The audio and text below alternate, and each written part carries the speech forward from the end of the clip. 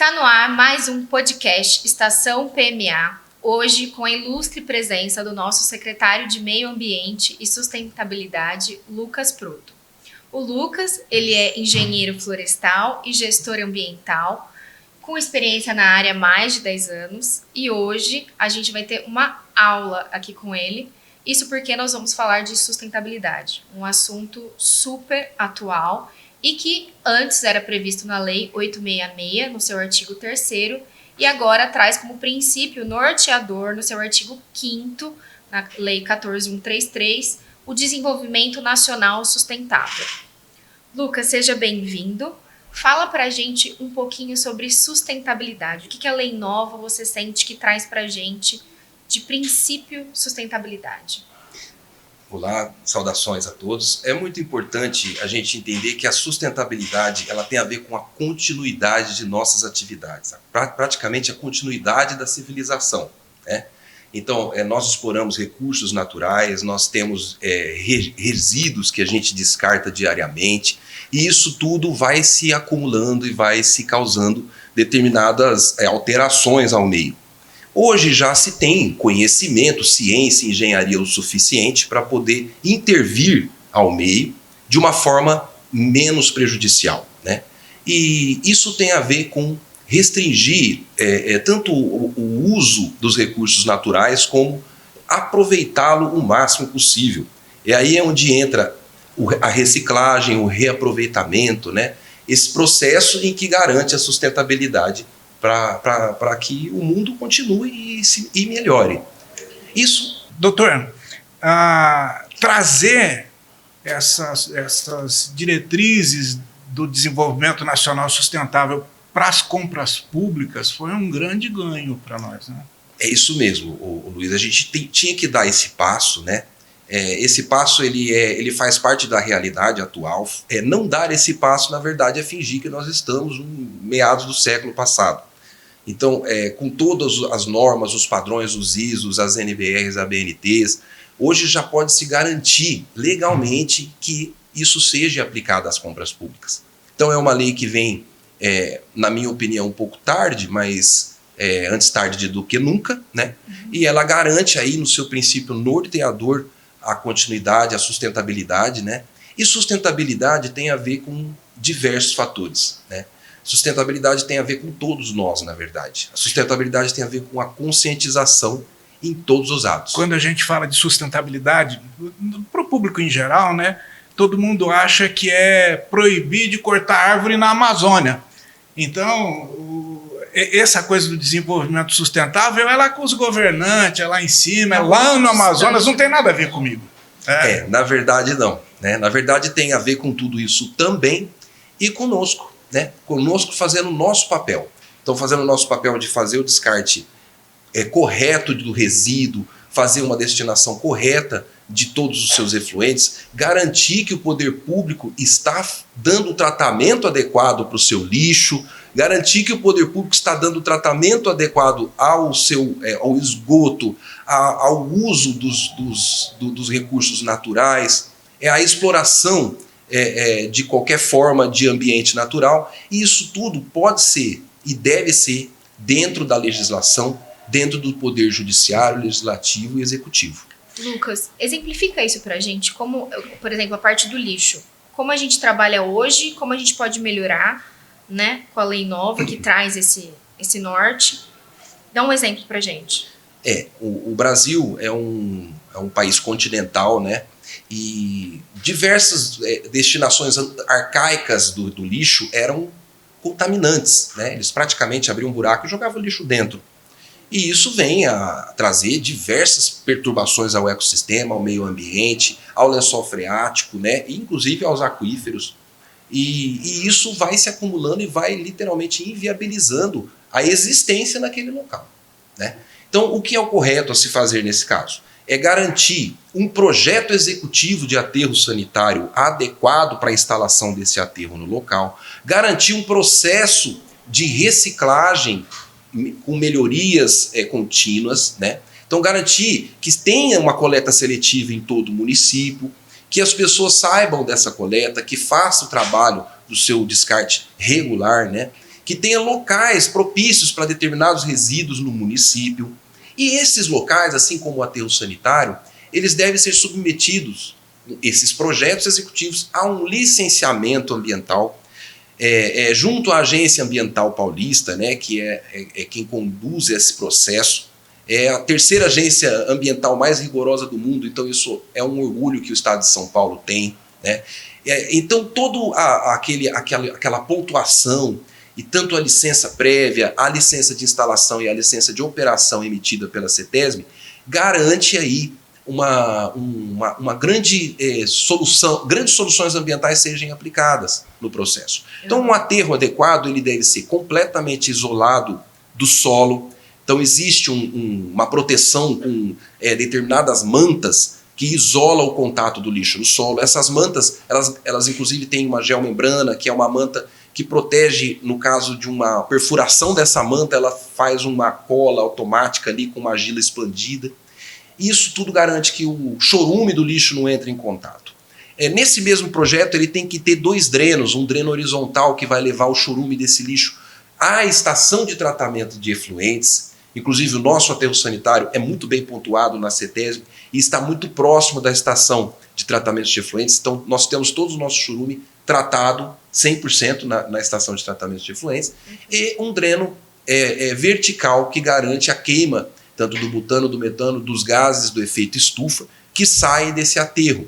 Postos de monitoramento ao redor desta célula para que a gente saiba como que está a salubridade do lençol freático ao entorno do equipamento, e assim a gente garante aí a sustentabilidade e a continuidade dessa atividade, por exemplo. Quando o senhor fala de aterro sanitário, construção de uma obra, por exemplo, vai precisar de licenciamento, a gente está falando de projetos de engenharia, projetos complexos de engenharia, e isso já vinha de alguns anos já se trabalhando, né, a sustentabilidade em cima desses pontos. Hoje, essa questão do princípio, ela vai trazer o desenvolvimento sustentável também para as compras mais corriqueiras, para as compras mais simples, né? A gente estava falando, até ano passado, a única coisa que a gente exigia de sustentabilidade era madeira. Se eu precisasse comprar madeira, a madeira tem que ter certificação de origem, tem que ter uma série lá de certificações para eu poder comprá-la legalmente, né? Hoje não, hoje nós já vamos poder aplicar isso aí desde o papel sulfite até toda a compra corriqueira nossa vai passar pela Secretaria de Meio Ambiente e Sustentabilidade, né, para vocês darem um parecer para a gente. É isso mesmo, Luiz. Existem determinadas lendas urbanas sobre meio ambiente que devem ser vencidas, né? Conhecimentos técnicos sobre meio ambiente que devem ser aplicados na própria compra. Então, algumas coisas a se escolherem devem ser submetidas à visão de um técnico de meio ambiente para que garanta que essa compra vá ter um resultado adequado. Eu vou dar um exemplo, uma compra aí por exemplo, a própria madeira. O município vai fazer uma compra de madeira, ele garante isso, garante aquilo, está dentro da normativa, alguns documentos a ser garantido, né, na compra. Mas e a origem dele? Né? O município, a partir de 2018, nós implementamos o DOF, né, que é o documento de origem florestal no município. Né? E isso estava para ser vistoriado e fiscalizado. Hoje, com esses dispositivos legais na legislação, a gente garante que a própria compra pública seja direcionada a essa origem. Então, ao ser submetida à Secretaria Municipal de Meio Ambiente, ela vai levantar o DOF, o documento de origem florestal dessa madeira, descobrir se essa madeira passou pelo processo de licenciamento ambiental adequado ou de reflorestamento adequado, né, dentro das normas técnicas e dos padrões, para que não tenha um problema posterior. Né? Se essa madeira, porventura, não tenha sido submetida ao processo adequado, ela pode um dia ser identificada por uma fiscalização. E aí o município, o poder público é responsabilizado. Quanto que vai sair essa responsabilização dos cofres públicos? Né? Isso foi computado na hora da compra como um passivo, né? Como um passivo indireto? Não foi computado. Então, sim, aí tem medidas de responsabilização para todos os lados a partir dessa lei. E hoje, além da madeira, nós vamos ter condições também de um móvel, por exemplo, uma mesa. Né? Ela veio da madeira. E essa madeira aqui, isso também vai entrar no... Isso também entra. E existem compras, por exemplo, que garantem determinado processo de sustentabilidade, né?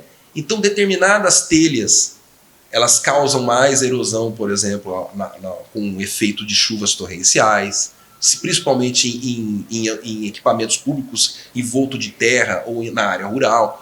Então, isso tem que ser computado, né? Assim como dispositivos técnicos vinculantes. Poxa, ao comprar uma calha, não pode ser acrescentado um equipamento de reaproveitamento, pelo menos de um pouco de água da chuva, e isso está garantindo processos de compras sustentáveis. E na própria lei, há de se dizer que, inclusive, a ausência de um licenciamento ambiental, quando é devido, é um mecanismo que pode anular a compra, né? Ou anular o processo ou a contratação. Inclusive, isso está previsto na legislação lá no finalzinho né? Isso da mesmo. Da nulidade do contrato na causa de ausência de licenciamento ambiental quando é cabido. Exatamente. E em Araçatuba nós já temos prédio público que tem... que é pensado, né, em sustentabilidade, né? Captação de água de chuva, energia solar. Os prédios que vêm sendo construídos aí nos últimos anos têm determinados dispositivos de sustentabilidade, né? Inclusive o município conta com uma lei do IPTU sustentável, na qual isso é muito bom. É muito bom. Legal. Todos os munícipes podem ter uma forma de benefício ao ter determinados equipamentos de sustentabilidade como desconto do IPTU. Tá? E isso é feito como? Isso é feito assim, existe uma declaração de que o munícipe tem determinado equipamento como... Mas ele tem que requerer, né? Ele tem que requerer. Ele entra com pedido na prefeitura para vistoria técnica e para os devidos descontos, né?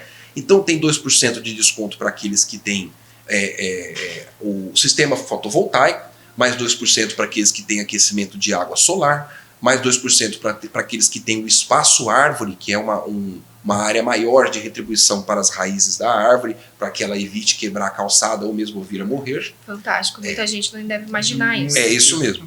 E também tem do reaproveitamento de água.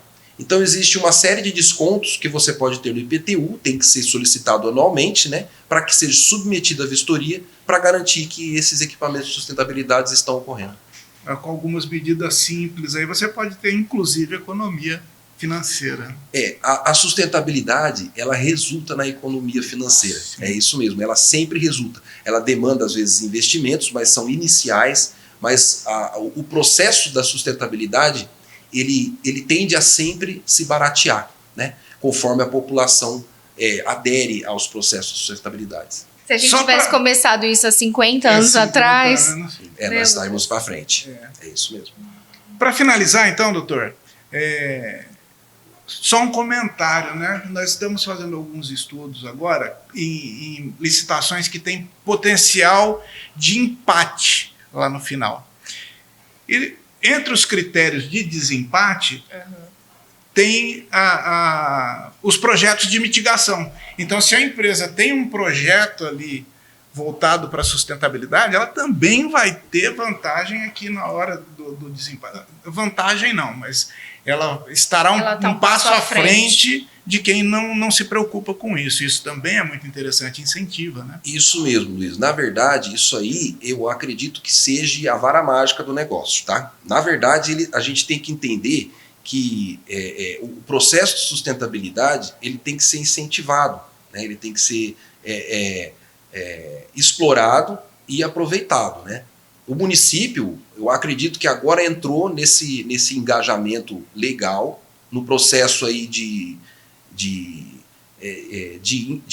não só de vislumbrar, né, a sustentabilidade, como de construir algo com sustentabilidade, não só nas compras públicas, como em todas as atividades, né? Na hora de você escolher um desempate, aquela mitigação a impacto, ou mesmo uma medida compensatória em sustentabilidade ou meio ambiente, na verdade, Luiz, está nos garantindo um melhor preço. Tá? Por quê? A partir de um momento em que, eu vou dar um exemplo imaginário, em uma dos dos competidores em empate? Aquele que vai oferecer, por exemplo, o plantio de uma nascente do município, uma nascente urbana, uma nascente pública, em área pública, e ele quer reflorestar essa nascente. Quando você não refloresta uma nascente, ela vai secando. E as pessoas chamam de a nascente está descendo. Ela não está descendo, ela está secando. Ela era aqui, aí aqui ela seca, aí ela nasce aqui ela seca, ela nasce aqui. Certo. O que evita isso?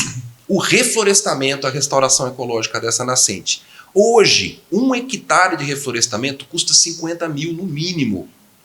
Tá? Então, se tem 5 hectares aí, nós estamos garantindo 250 mil de desconto, porque a gente teria que ter esse valor investido nessa restauração dessa nascente. Cedo ou tarde a gente teria que gastar esse dinheiro ali para recuperar. Exatamente. Gente, se vocês tiverem qualquer dúvida, qualquer sugestão ou alguma pergunta, manda pra gente no nosso WhatsApp, vai estar disponível aqui, tá?